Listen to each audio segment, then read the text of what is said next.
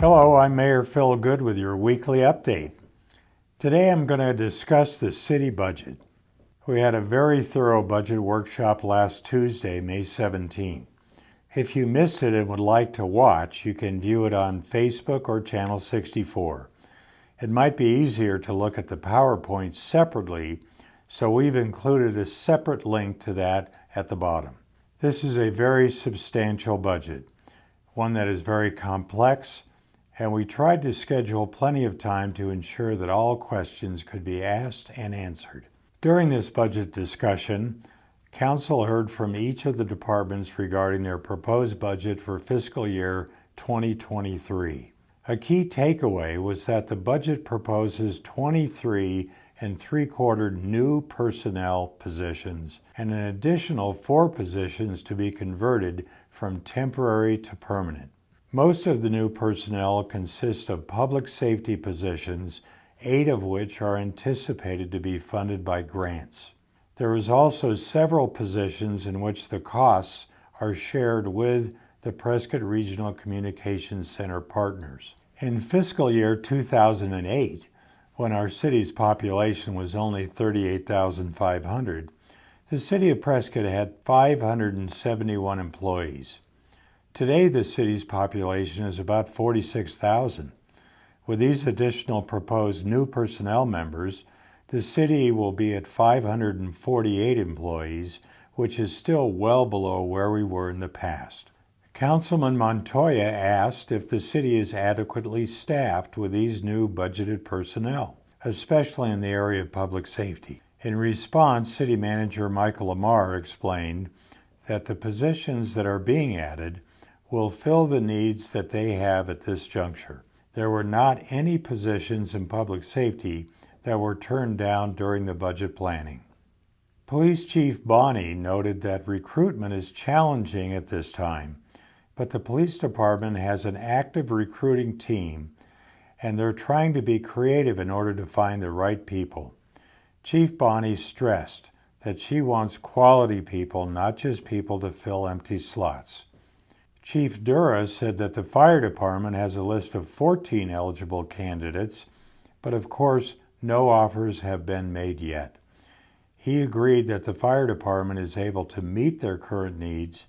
However, he is proposing a refresh of the fire department's strategic plan and believes they should study staffing at a more specific level before recommending any further positions.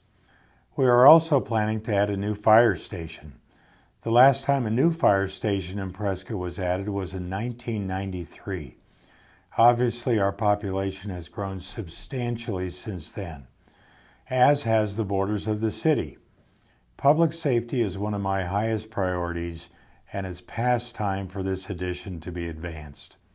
Another big focus of the budget is fleet safety. For many years, due to PSPRS, the recession and other factors, equipment replacements were deferred for several years. Right now, the vehicle age range is from 1 to 30 years, while our average age for vehicles is 13 years. That's not bad if you don't use the vehicles a lot, but some of our vehicles need to be replaced every 5 years. Besides pushing high mileage, these older vehicles may be lacking in modern standard safety equipment. Last year, we started to bring the age of the fleet down, and we are continuing with that goal this year. In 2022, we approved 49 vehicles for replacement, although we're still waiting on 24 of them to arrive due to supply chain issues causing very long delivery times. This year, in the 2023 fiscal year, we have 38 vehicles in the budget. That's still higher than average.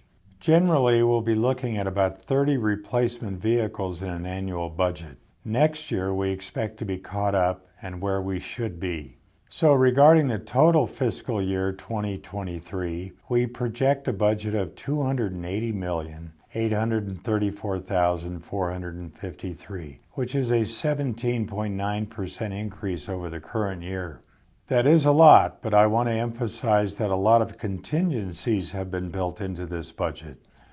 For example, We are considering many open space acquisitions in the near future, and we need to have the flexibility to move forward with that if the council wishes to move forward. The budget also includes estimates based on the worst-case scenario for such items as debt service. A common misconception for budgets is that if we are applying for or anticipate receiving a grant from other sources, unless we have that amount included in the budget, we're unable to spend it, even if we are awarded those grants. In other words, the money must be appropriated within the budget. The city is not allowed to spend more money overall than what they have budgeted for the fiscal year. We do anticipate an increase of about 10% in revenue this year, although that does not cover the total budget amount. Finance Director Mark Woodfill brings us regular reports as to how we're doing on revenue, which allows us to adjust expenditures throughout the year if necessary. However, there are two important things to keep in mind when it comes to city budgets and expenditures. This budget that we are considering for the 2023 fiscal year is the highest we've ever had for the City of Prescott. The vast majority of individual expenditures will come before council to be voted on separately before the money is actually spent. The city is not required to spend the money even if it is budgeted. Now for the good news. First of all, the city property taxes have gone down steadily since fiscal year 2014. Remember, the city portion is only a very small portion of your overall property tax bill that you receive from Yavapai County. Secondly, it appears that the city will retire the 3/4% sales tax for PSPRS by December and in only 5 years, rather than the originally projected 10 years. This is really a great reason to celebrate. So as of January 1st, 2023, the sales tax collected in the City of Prescott will drop from 9.1% to 8.35%. Our sales tax in Prescott is the lowest of the Tri-Cities. Next Monday is Memorial Day, and there will not be a weekly update. I wish to take this opportunity now to express my heartfelt gratitude for the veterans who have given their all in defense of our liberties and freedom. I'm Mayor Phil Goode, and this has been your weekly update. Thanks for watching.